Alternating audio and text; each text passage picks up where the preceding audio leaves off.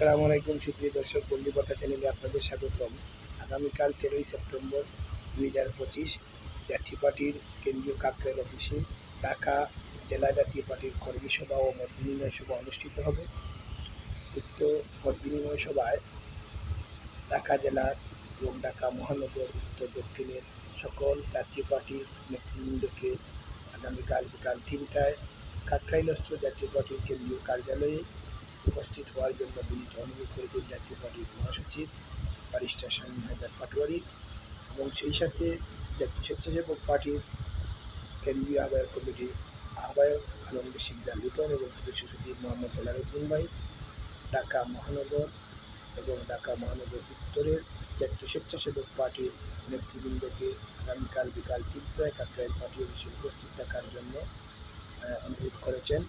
সেই সাথে জাতীয় স্বেচ্ছাসেবক পার্টির কেন্দ্রীয় আহ্বায়ক কমিটির যে সকল সদস্যবৃন্দ ঢাকায় অবস্থান করছেন, ঢাকাস্থ জাতীয় স্বেচ্ছাসেবক পার্টির কেন্দ্রীয় আহ্বায়ক কমিটির নেতৃবৃন্দকে আগামীকাল বিকাল 3টায় জাতীয় পার্টির ঢাকার কেন্দ্রীয় অফিসে উপস্থিত থাকার জন্য আলমগীর শিকদার লিটন ও মোহাম্মদ হেলালুদ্দিন ভাইকে আহ্বান করেছেন। সেই প্রেস বিজ্ঞপ্তিটি আমরা গতকাল রাত্রে পেয়েছি। বার্তা করে মোহাম্মদ লিটন ভুইয়া, দপ্তর সম্পাদক, জাতীয় স্বেচ্ছাসেবক পার্টির কেন্দ্রীয় নির্বাহী কমিটি।